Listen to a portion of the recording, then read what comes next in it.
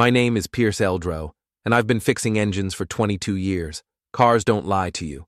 When something's broken, the symptoms are clear, the diagnosis is straightforward, and the repair either works or it doesn't. People, on the other hand, are complicated machines full of hidden defects and warning signs you ignore at your own peril. Tonight was our 15th anniversary, and I should have seen the warning lights flashing months ago. The Gloaming Club squats on River Street like a neon tumor, all glass and chrome, trying to hide the fact that it's built in a converted warehouse that used to package fish.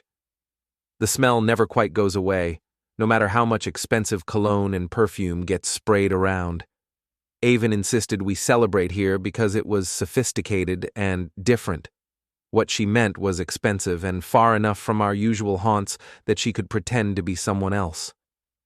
I watched my wife of 15 years lean against the bar, laughing at something the host was saying. Aven looked good tonight. I'll give her that. The black dress cost more than most people's car payments, and her hair was done up in some complicated style that probably took 2 hours. She was 41 but could pass for 35 in the right light, and the Gloaming's lighting was very forgiving. The host was maybe 21, all cheekbones and designer stubble, wearing a shirt that probably cost more than I made in a week at the shop. His name tag said Luka in flowing script, and he had that easy confidence that comes from never having worked a real day in your life. "This is so exciting," Aven was saying, her voice pitched higher than usual. "We never do anything spontaneous anymore." Spontaneous. Right. She'd been planning this for weeks, researching the club online, making reservations, buying the dress. Nothing about tonight was spontaneous, except maybe my growing realization that something was very wrong with this picture. Luka smiled and handed her something small and silver. A VIP wristband. "For our special guests," he said, his accent vaguely European but probably fake. "Access to the private areas. Very exclusive." Aven slipped the band over her wrist and turned to me with bright eyes. "Pierce, isn't this wonderful? We get VIP treatment." I looked at the wristband, then at Luka, then back at my wife. "What exactly does VIP access include?" "Oh, you know," Luka said with a wave of his hand. "Private seating areas, premium service, a more intimate atmosphere." Intimate.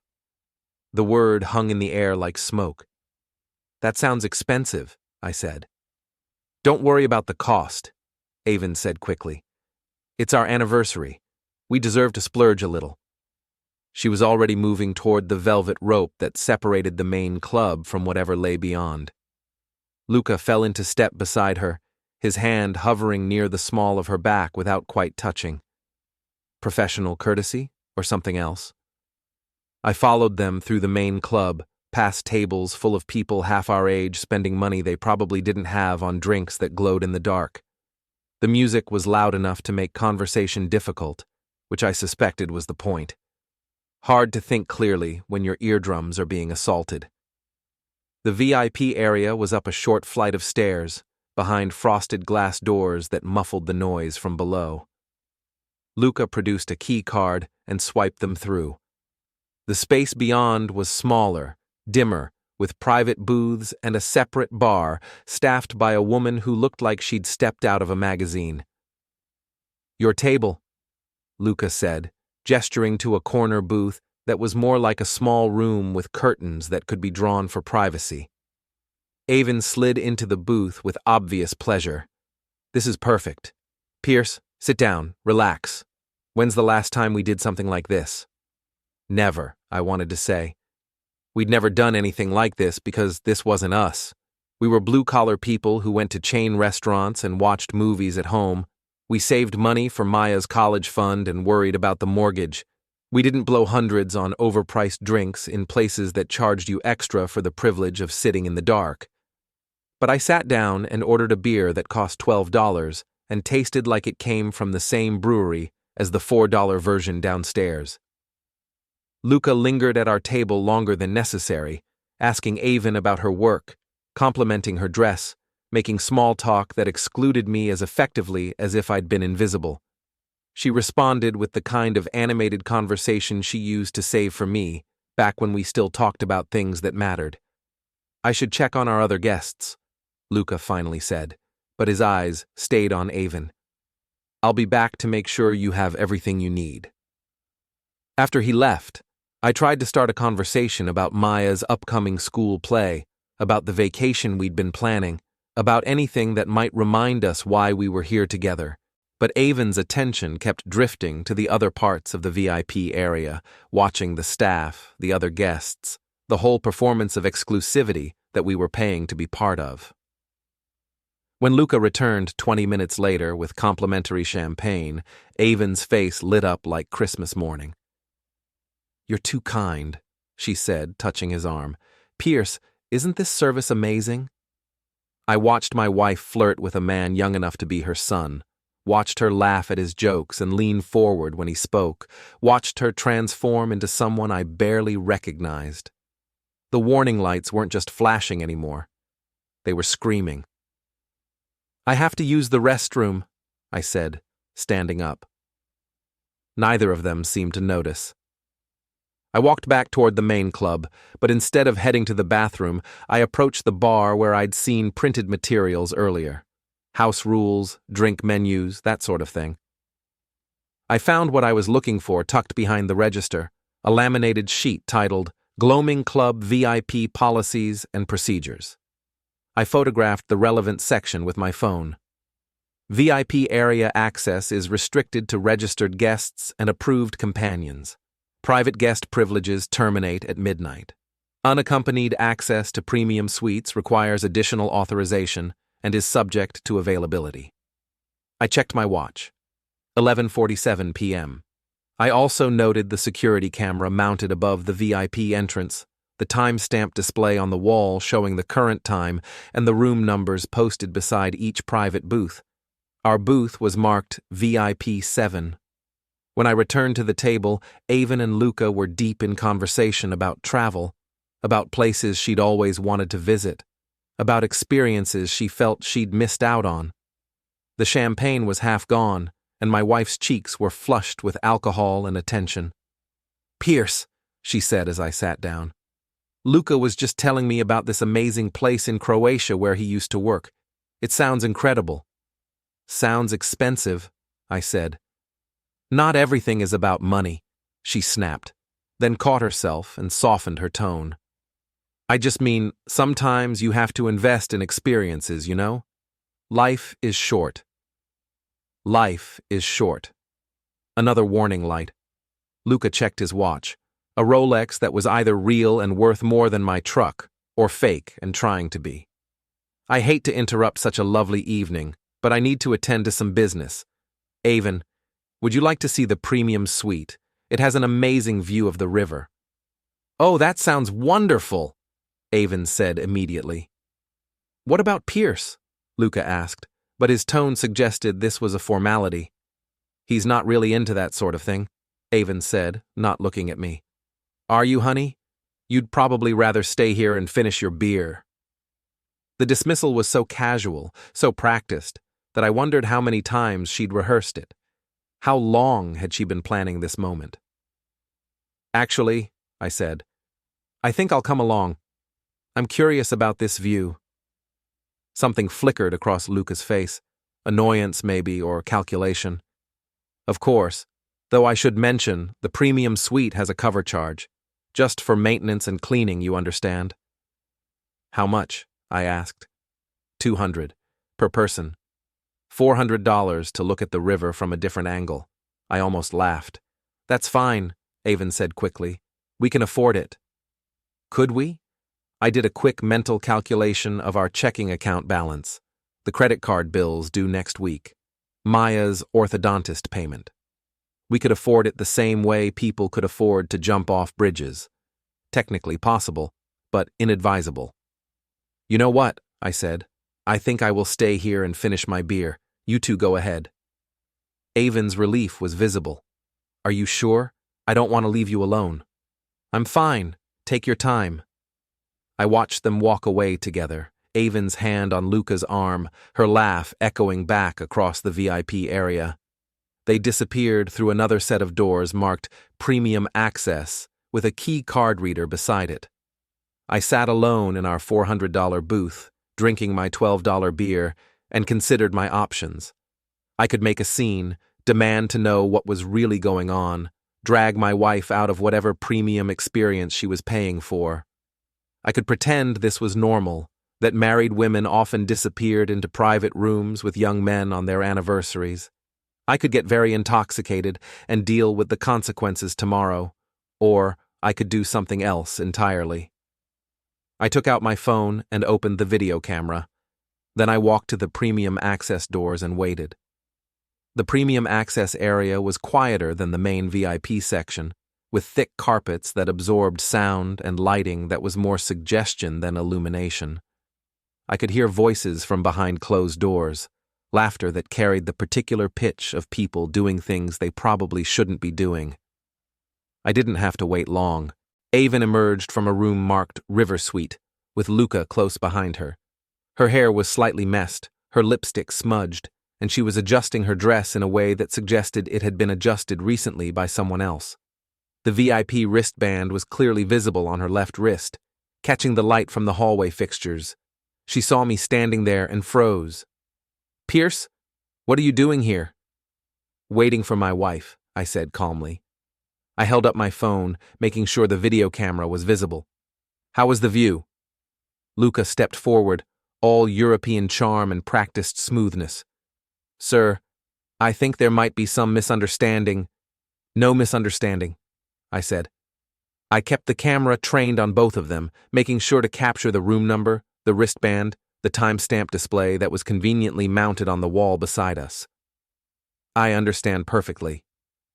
"Pierce, you're being ridiculous," Aven said, but her voice was shaky. "We were just looking at the river. Luka was showing me the view from the balcony." "What balcony?" I asked. She gestured vaguely toward the room behind her. There's a balcony, with a view." I looked at Luka. "Mind if I see this balcony? For $200 per person, it must be quite a view." "I'm afraid the suite is reserved for premium guests only," Luka said. His accent was slipping, revealing something that sounded more like New Jersey than Eastern Europe. "I'm a premium guest," I said. "My wife just paid for premium access. That makes me premium by association, doesn't it?" The logic was flawed, but Luka wasn't in a position to argue legal technicalities. He looked at Aven, who looked at me, who looked at both of them through my phone's camera. "You know what?" I said. "I don't need to see the balcony. I can see everything I need to see from here." I opened my contacts and scrolled to Arthur Whitman, Aven's father. Retired judge, pillar of the community, man who'd never quite thought I was good enough for his daughter, but had grudgingly accepted our marriage because Aven seemed happy. Arthur was old school in the worst ways, but he was also a man who understood evidence when he saw it. I switched from video to voice call and hit Arthur's number. "Pierce?" Arthur's voice was gravelly with sleep. "It's nearly midnight. Is everything all right? Is Maya okay?" "Maya's fine," I said. I held the phone so Aven could hear her father's voice clearly. "I'm here with Aven at a club called the Gloaming. We're celebrating our anniversary." "That's nice, son. But why are you calling me at this hour?" "I thought you might want to see what your daughter considers appropriate anniversary behavior." I switched back to video call before Arthur could respond. The screen flickered as the connection established, and I could see Arthur's confused face in the small window at the corner of my display. I turned the phone toward Aven and Luka, making sure the camera captured the wristband, the room number, and their guilty expressions. "Aven!" Arthur's voice was sharp now, fully awake. "What's going on? Where are you?" Aven reached for my phone, her face pale. "Daddy, this isn't what it looks like. Pierce is having some kind of breakdown. He's being paranoid and—" "Who's the young man with you?" Arthur interrupted. Luka tried to step out of the camera's range, but I followed him with the phone. "This is Luka," I said helpfully.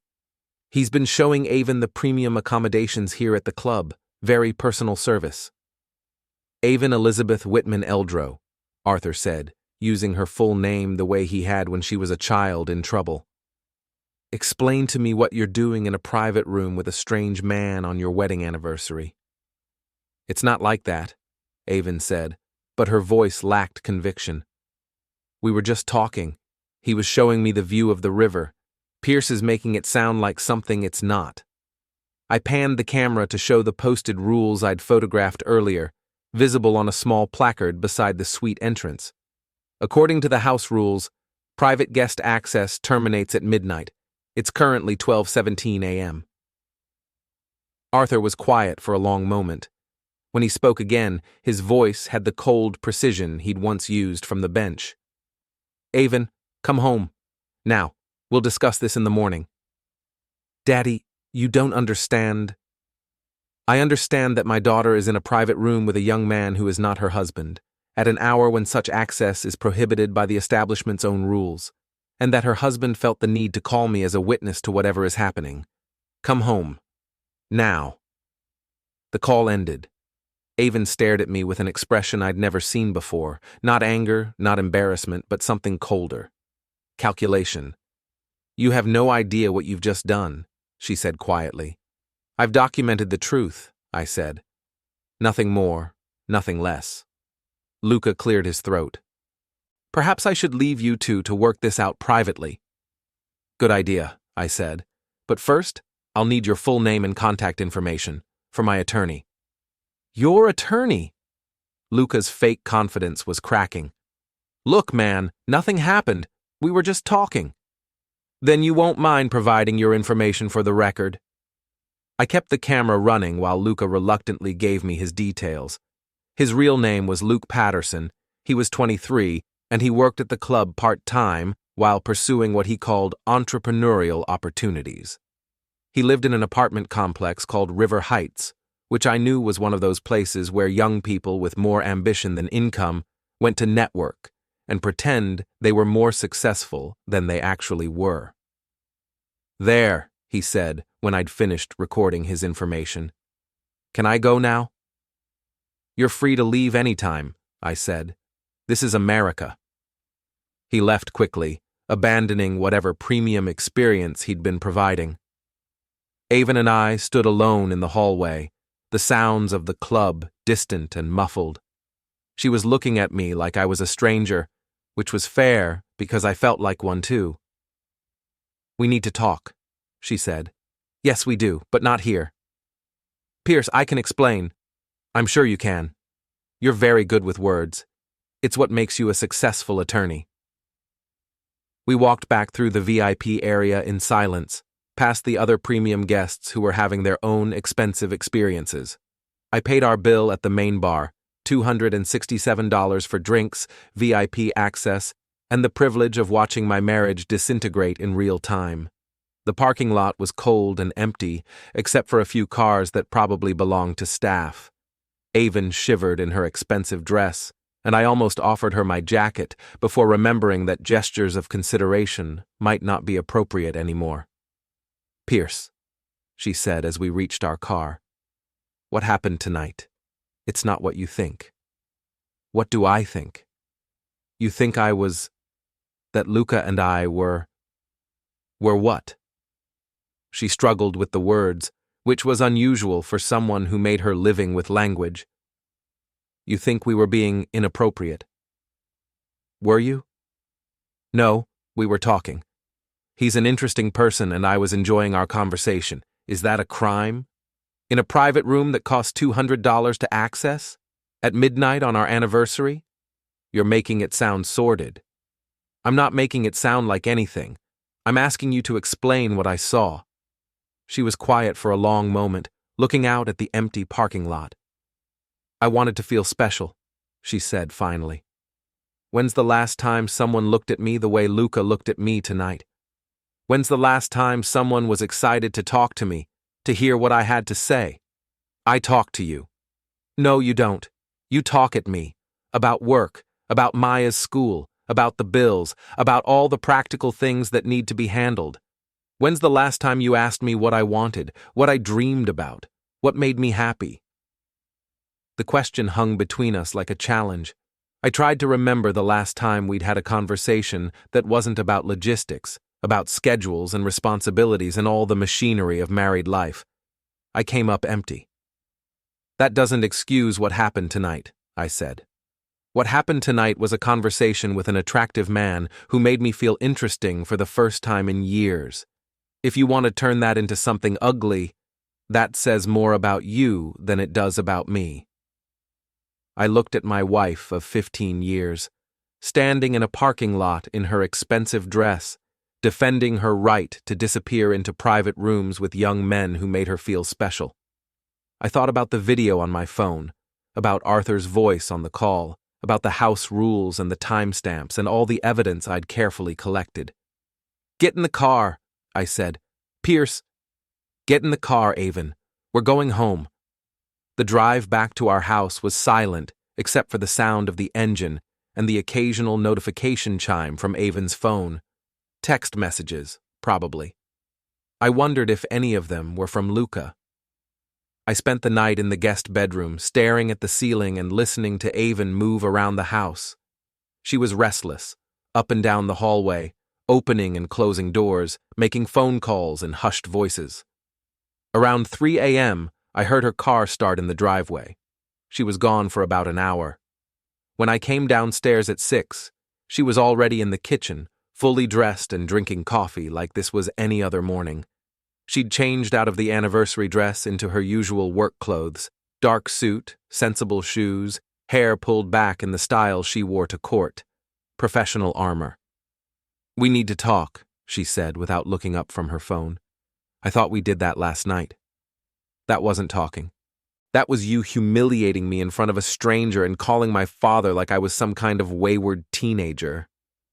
I poured myself coffee and sat across from her at the kitchen table where we'd eaten thousands of meals together, where we'd helped Maya with homework and planned vacations and made all the small decisions that add up to a life. "Explain to me what I should have done differently," I said. "You should have trusted me. Trust is earned. I've been earning it for 15 years. And last night?" She set down her phone and looked at me directly for the first time since we'd gotten home. "Last night was a mistake. Not the mistake you think, but a mistake nonetheless. I let myself get carried away by the attention, by the feeling of being desired. I'm not proud of it." "What exactly happened in that room?" "We talked, we kissed. Nothing more." The admission hit me like a physical blow, even though I'd known it was coming. Hearing it confirmed was different from suspecting it. "You kissed him?" "Yes." "On our anniversary?" "Yes." "In a room you paid $200 to access?" "Yes." I had to admire her directness, even as it made me want to throw my coffee mug against the wall. "Why?" I asked. "Because he made me feel beautiful. Because he listened to me talk about my work, my dreams, my frustrations, and he didn't immediately start talking about the mortgage or Maya's college fund or whether we needed new tires for the car. Because for 20 minutes, I felt like the woman I used to be, instead of the wife and mother I've become. And that was worth destroying our marriage?" "I haven't destroyed our marriage. You're the one who called my father, who made a scene, who turned a moment of weakness into a public spectacle." My phone buzzed with a text message, then another, then a third. "Expecting someone?" Aven asked. I checked the messages. The first was from Rex, my old friend who owned Murphy's bar downtown. "Heard you had some excitement last night. Everything okay?" The second was from my business partner at the auto shop. "Mrs. Henderson says she saw Aven at the Gloaming with some young guy. True?" The third was from Maya, our 16-year-old daughter who was supposedly sleeping over at her friend Jessica's house. "Dad, Jessica's mom is asking weird questions about you and Mom. What's going on?" I showed Aven the messages. "It starts," I said. Her face went pale. "What starts?" "The consequences. We live in a small town, Aven. People talk. Word travels fast when a prominent attorney is seen kissing young men in private clubs. You're trying to scare me. I'm trying to prepare you. By noon today, half the town will know what happened last night. By tomorrow, everyone will know. Your law firm will know. Maya's friends will know. Your clients will know. She stood up abruptly, pacing to the window that looked out on our backyard. This is exactly what I was talking about. Everything with you is about consequences, about what other people think, about protecting our reputation. What about what I want? What about my happiness? What about Maya's happiness? What about her reputation at school when her friends start gossiping about her mother's behavior? Don't use our daughter to manipulate me. I'm not manipulating anyone. I'm pointing out that actions have consequences, and those consequences don't just affect us. My phone rang. Arthur. Answer it, Aven said. Pierce. Arthur's voice was formal, distant. I've been thinking about last night. I'd like to meet with both of you this afternoon, 2 o'clock at my house. We'll be there, I said. Good. And Pierce? Bring that video. After I hung up, Aven sat back down at the table. What video? The one I took last night. The one that shows you coming out of the river suite with Luka at 12:17 a.m., wearing the VIP wristband, looking like you'd just been doing something other than admiring the view. You recorded us? I documented what I observed. You spied on me. I collected evidence. Evidence of what? A kiss? A moment of poor judgment? Evidence of adultery. The word hung in the air between us like a sword. Aven's face went white, then red, then white again. Adultery, she repeated. That's the legal term for what happened last night. One kiss is not adultery. One kiss in a private room with a man who is not your husband after paying for exclusive access to that room on your wedding anniversary. A jury would call that adultery. A jury? Pierce, what are you talking about? I stood up and walked to the kitchen counter where I'd left my laptop the night before.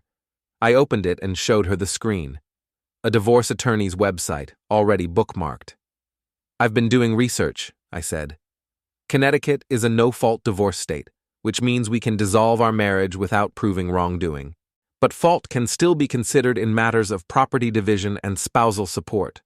Adultery is specifically mentioned as a factor courts may consider. Aven stared at the screen. You want a divorce. I want my wife back, but if she's not available, then yes, I want a divorce. Pierce, please. Last night was a mistake. It meant nothing. I love you. Do you? The question seemed to surprise her. Of course I do. When's the last time you told me that? She thought about it. We don't really say it anymore. We've been married 15 years. It's understood. When's the last time you looked at me the way you looked at Luka last night? That's not fair. When's the last time you touched me voluntarily? Not as part of some scheduled intimacy or because it was expected, but because you wanted to. Pierce, when's the last time you chose to spend time with me instead of working late, or going out with your friends, or finding some other reason to be anywhere but here? She was crying now, but they were angry tears, not sad ones. You're twisting everything. You're making it sound like I don't care about our marriage.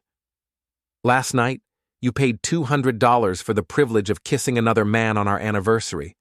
If that's not a statement about how much you care about our marriage, I don't know what is. My phone buzzed again. This time, it was a call from Jenny Morrison, the receptionist at our auto shop.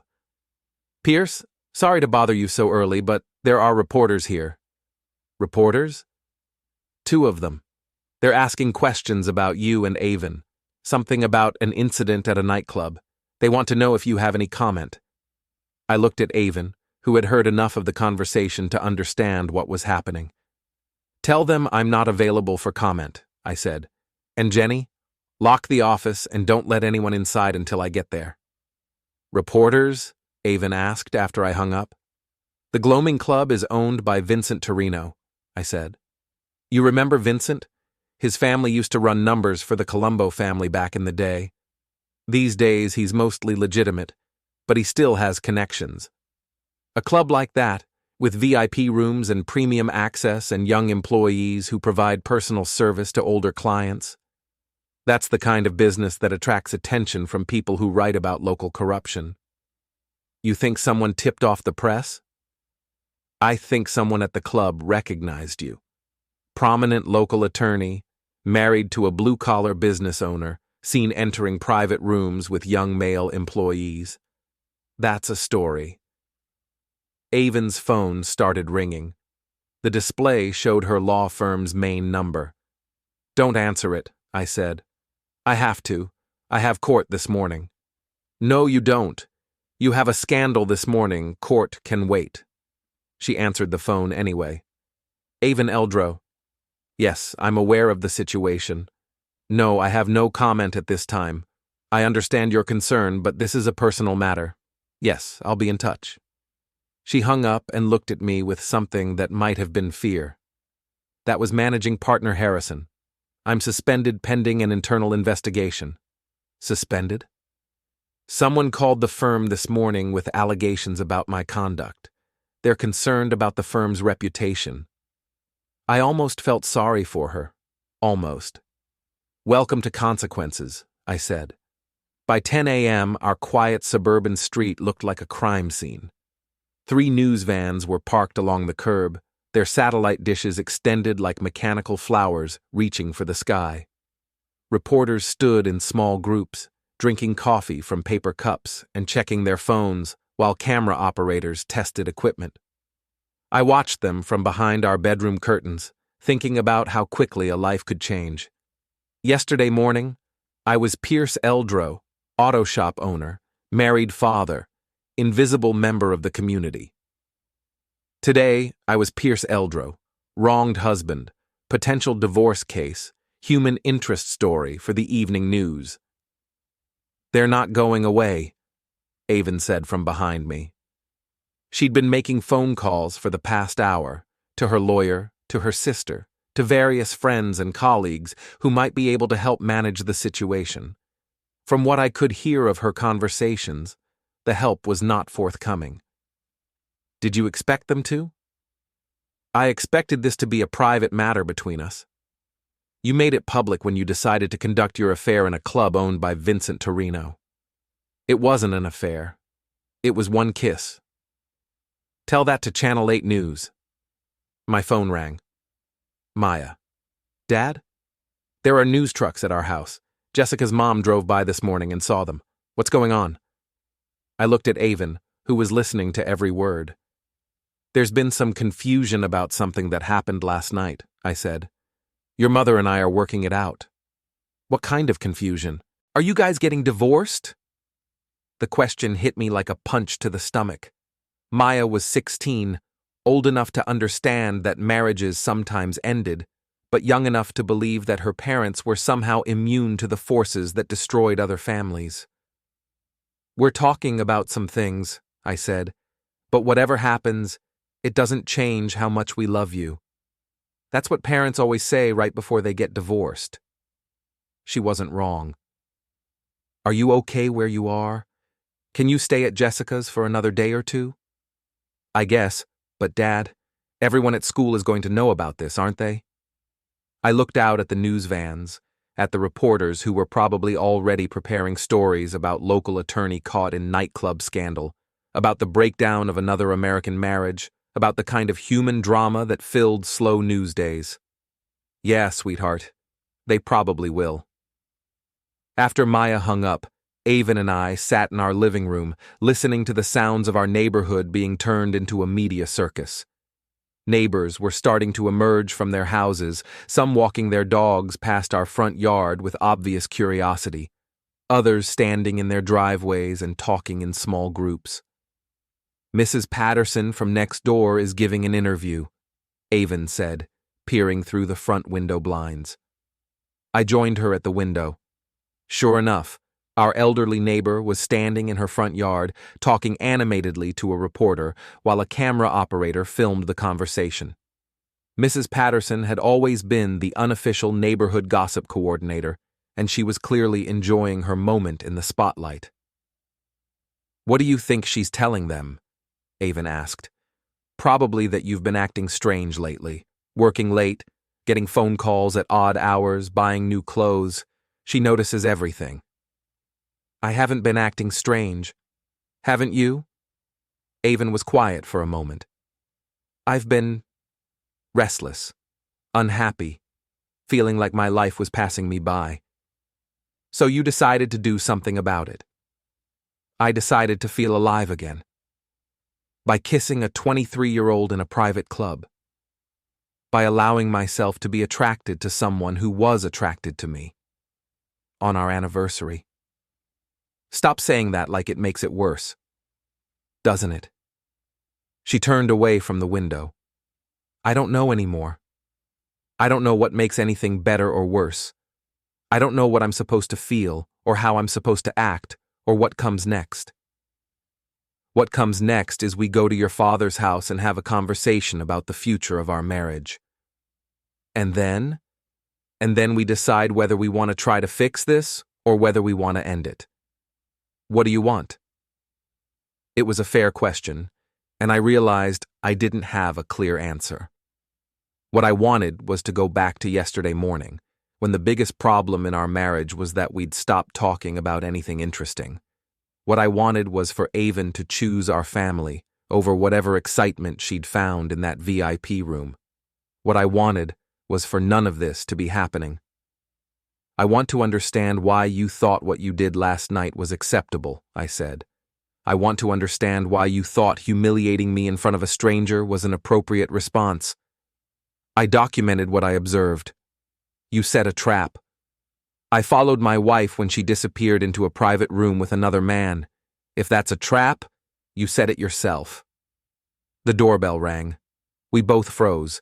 The reporters had been keeping their distance, staying on the public sidewalk and respecting the property line, but someone was now on our front porch.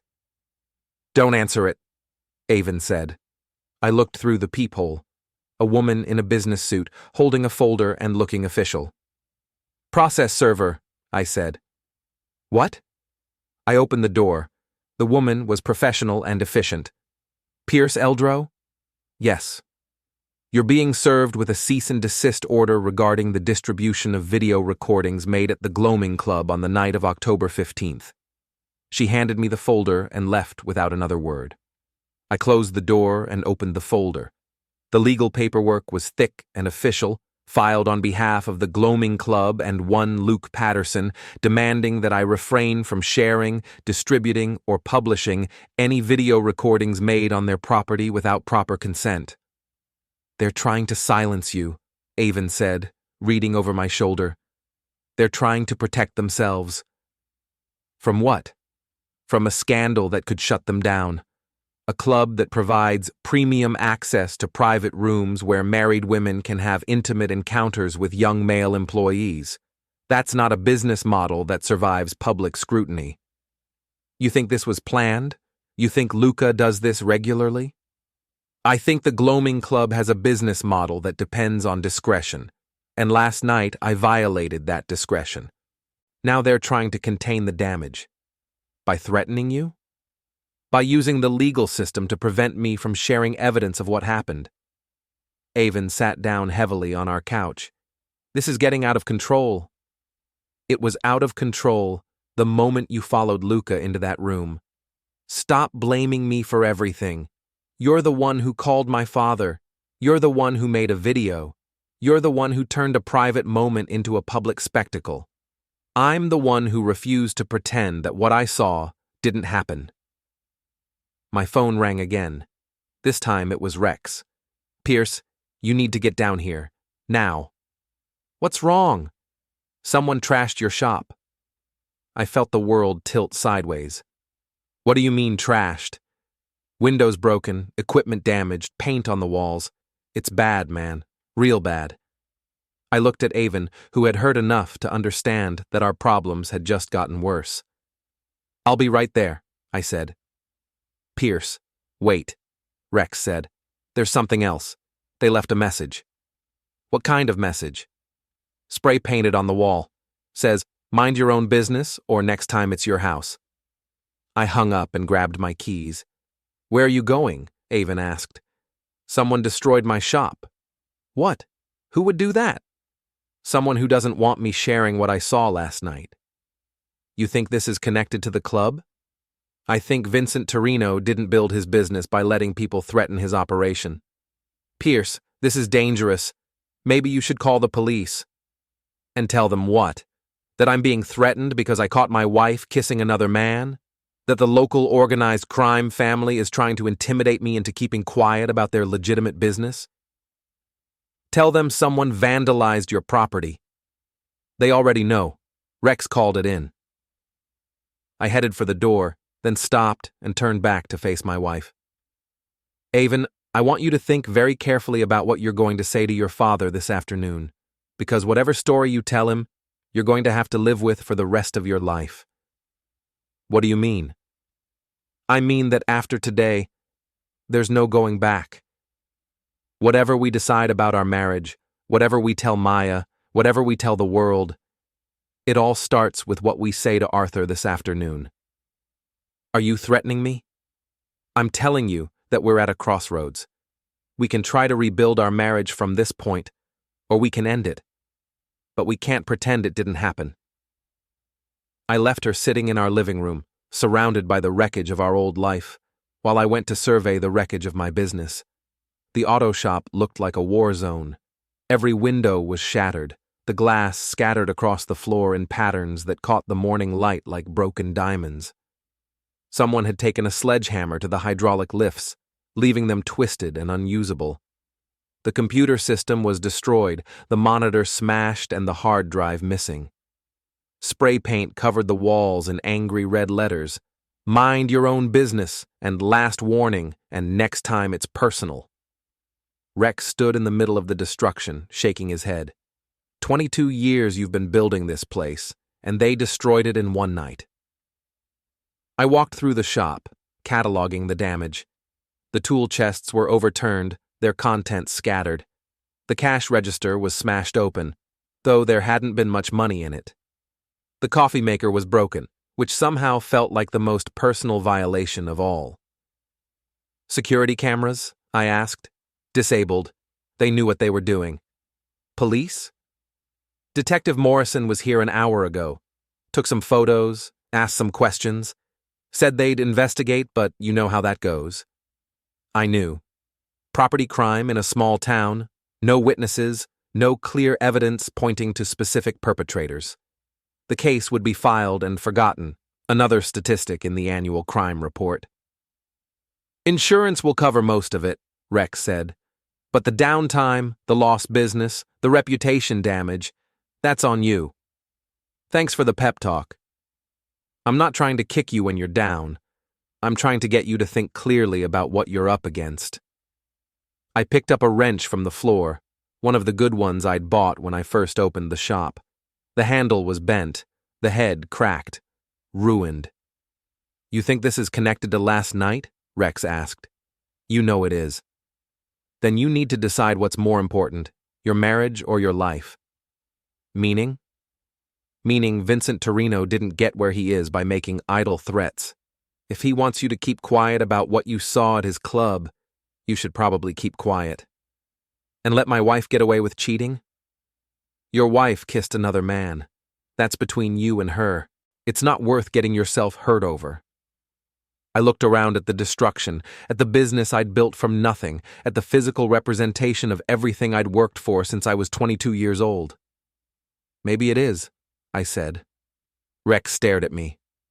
You're talking crazy. Am I? I've spent 15 years being the reasonable one, the practical one, the one who compromises and keeps the peace and makes sure everyone else is happy. Where did it get me? My wife is cheating, my business is destroyed, and I'm being threatened by criminals. So what's your plan? Take on the Torrino family single-handed? My plan is to stop being a victim. Pierce, no, listen to me. I have evidence of what happened last night. Video evidence. I have documentation of the club's policies, timestamps, witness statements. I have proof that my wife committed adultery in a business that may be operating illegally. And they have sledgehammers and spray paint and the willingness to use them. They also have something to lose. A business that depends on discretion, a reputation in the community, relationships with local politicians and law enforcement. They threatened me because they're scared. They threatened you because they're dangerous. My phone buzzed with a text message from an unknown number. Stop talking to reporters. Stop sharing videos. Stop making trouble. This is your only warning. I showed the message to Rex. That settles it, he said. You need to back down. That settles it, I said. I need to double down. I called Detective Morrison. Pierce, I was just at your shop. Hell of a mess. I have information about who might be responsible. I'm listening. Last night, my wife and I were at the Gloaming Club. I witnessed some things that might be embarrassing to the club's management. This morning, someone destroyed my business and left threatening messages. You think there's a connection? I think Vincent Torrino doesn't like people who threaten his business model. There was a long pause. Pierce, I need to ask you something, and I want you to think carefully before you answer. Are you prepared to testify under oath about what you witnessed last night? Yes. Are you prepared to have your personal life examined in detail by defense attorneys? Yes. Are you prepared to put your family at risk? That one was harder. I'm prepared to stop letting other people make decisions about my life.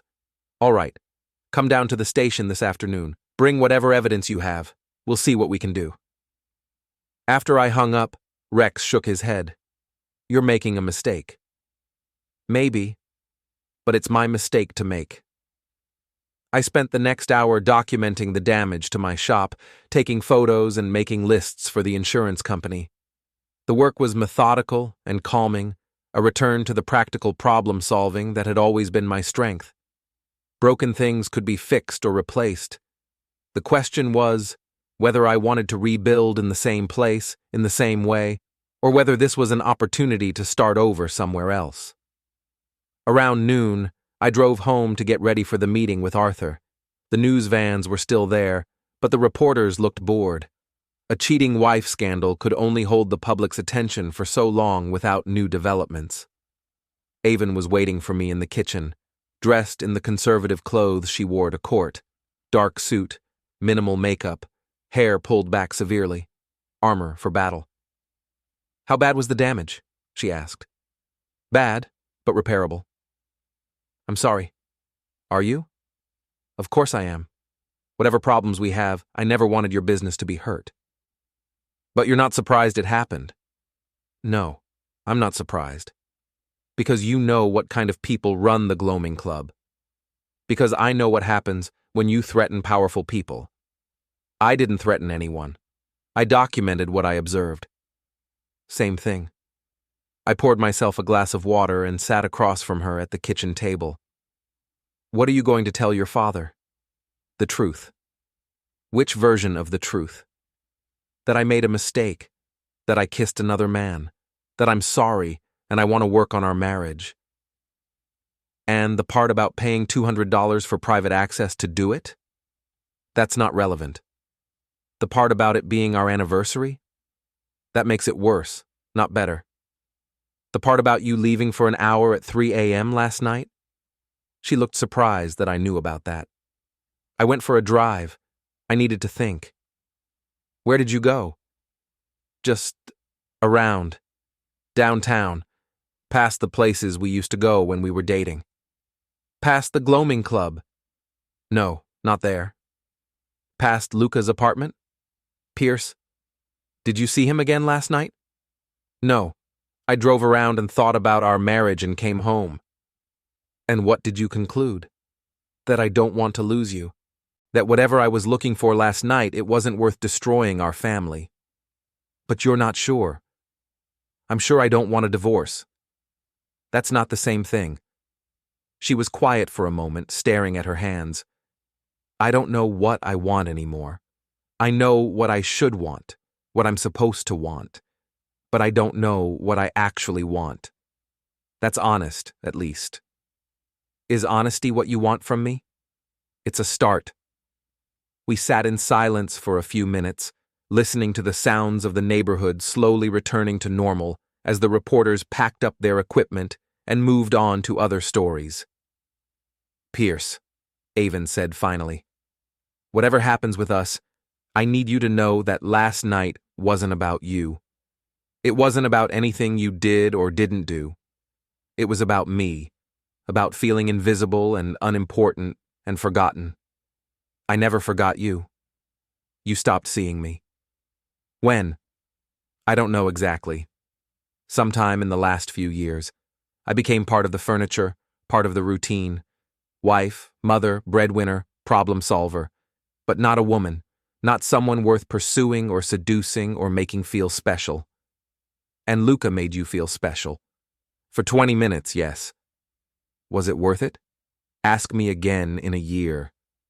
At 1:30, we drove to Arthur's house in silence, past the familiar landmarks of the town where we'd built our life together.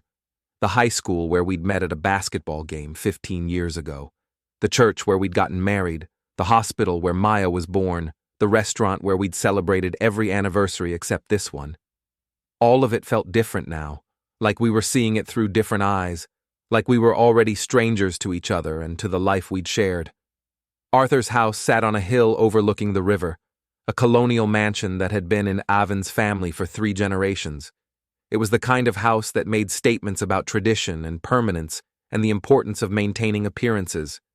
Today, it felt like a courthouse where our marriage would be tried and judged. Arthur Whitman's study was a shrine to his 40-year career as a judge.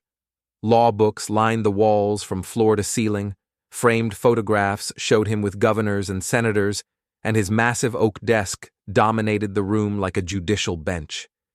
He'd arranged 3 chairs in front of the desk, 2 for us, 1 for him. The setup was clearly intentional. This wasn't a family conversation. It was a hearing.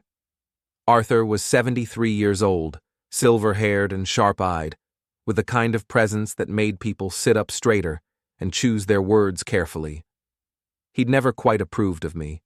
A blue-collar mechanic wasn't what he'd envisioned for his daughter, but he'd been civil for Aven's sake and genuinely fond of Maya. Today he looked at both of us with the cold assessment of a man who'd spent decades weighing evidence and rendering judgment. "Sit down," he said. We sat. Arthur opened a file folder on his desk. "I've spent the morning making phone calls. To the district attorney, to the police chief, to several colleagues who know about these matters. I wanted to understand exactly what kind of situation we're dealing with." He looked at Aven. "The Gloaming Club is under investigation by the State Attorney General's office for possible violations of liquor licensing laws and tax evasion. There are also allegations that the establishment provides services beyond what's permitted under their business license." Aven's face went pale. "What kind of services?" "The kind that married women shouldn't be purchasing on their wedding anniversaries." Arthur turned to me. "I've also learned that your business was vandalized last night, and that you've received threatening messages warning you not to share information about what you witnessed at the club." "That's correct." "And you've decided to cooperate with the police investigation?" "Yes. Despite the obvious risks to your safety and your family's safety." "Because of the risks. If I let them intimidate me now, it never stops." Arthur nodded approvingly. "Good. A man who won't stand up for himself isn't much of a man." He opened another folder. "Now, let's discuss the matter at hand. Aven, tell me exactly what happened last night." Aven took a deep breath. "Pierce and I went to the Gloaming Club to celebrate our anniversary. We had dinner, we drank champagne, we were having a good time. Then we met Luka, who worked at the club, and he offered us VIP access." "What did VIP access include?" "Private seating areas, premium service, access to exclusive parts of the club." "At what cost?" $200 per person for the premium suite." "And you paid this fee?" "Yes." "For what purpose?" Aven glanced at me, then back at her father. "Luka said the suite had a beautiful view of the river." "Did you see this view?" "Yes." "Was Pierce with you?" "No. He chose to stay in the main VIP area." "Why?" "He didn't want to pay the additional fee." Arthur made a note in his file. "What happened in the premium suite?" "We talked. About travel, about my work, about life in general." "And?" "And we kissed." "How long were you in the suite?" "Maybe 20 minutes." "What time did you leave?" Around 12:15. The club's own rules state that private guest access terminates at midnight. I wasn't aware of that. Arthur looked at me, but Pierce was aware of it. Yes, I photographed the house rules earlier in the evening. Why? Because I suspected something was wrong. Based on what? Based on my wife's behavior, the way she was flirting with Luka, the way she was eager to accept his invitation to private areas, the way she dismissed my presence as unnecessary. Arthur turned back to Aven. Is Pierce's assessment accurate? I was enjoying the attention, I admit that. From a man 20 years your junior. Yes. While your husband watched. I wasn't trying to hurt Pierce. What were you trying to do? Aven was quiet for a long moment. I was trying to feel alive again. At the expense of your marriage. I didn't think it would go that far. But it did go that far. Yes. Arthur closed the folder and leaned back in his chair. Aven, you've committed adultery. In a public place with a stranger, in a manner that has exposed our family to scandal and criminal investigation. You've humiliated your husband, endangered your daughter's reputation, and jeopardized your career. Daddy, I'm not finished. You've also demonstrated remarkably poor judgment in choosing the Gloaming Club as the venue for your infidelity. That establishment is owned by people who don't hesitate to use violence when their interests are threatened. Your actions have put Pierce in physical danger. Arthur stood up and walked to the window that overlooked the river. When your mother and I were having difficulties in our marriage, we sought counseling. We worked through our problems privately, with dignity, without involving the entire community in our personal business. This is different, Aven said. How? You and Mother never stopped loving each other. Pierce and I, we've grown apart. We've become strangers living in the same house. And whose fault is that? Both of ours. Arthur turned back to face us. Pierce, what do you want from this marriage? I want my wife back, the woman I married, not the stranger who kissed another man on our anniversary. And if that woman doesn't exist anymore? Then I want a clean divorce with fair custody arrangements and a reasonable division of assets. Aven, what do you want? I want to feel like myself again. I want to be excited about my life instead of just enduring it. With Pierce or without him? I don't know. Arthur sat back down and opened a third folder. Then let me make the decision easier for you. This folder contains financial documents related to our family assets, the trust fund I established for Maya's education, the investment accounts that will provide for your retirement, the life insurance policies that protect your family's future. He looked directly at Aven. All of these benefits are contingent on your maintaining the moral standards I expect from my daughter. Adultery violates those standards. You're cutting me off? I'm giving you a choice. You can work to repair your marriage with counseling and commitment and genuine effort to rebuild what you've damaged, or you can pursue your new lifestyle without the financial support of this family. That's blackmail. That's consequences. Aven looked at me. What do you think? I think your father is right. Actions have consequences. You can't have everything. The security of marriage and the excitement of affairs, the benefits of family money and the freedom to ignore family values. So I have to choose. You had to choose last night. You chose Luka. Now you have to choose again. Arthur stood up.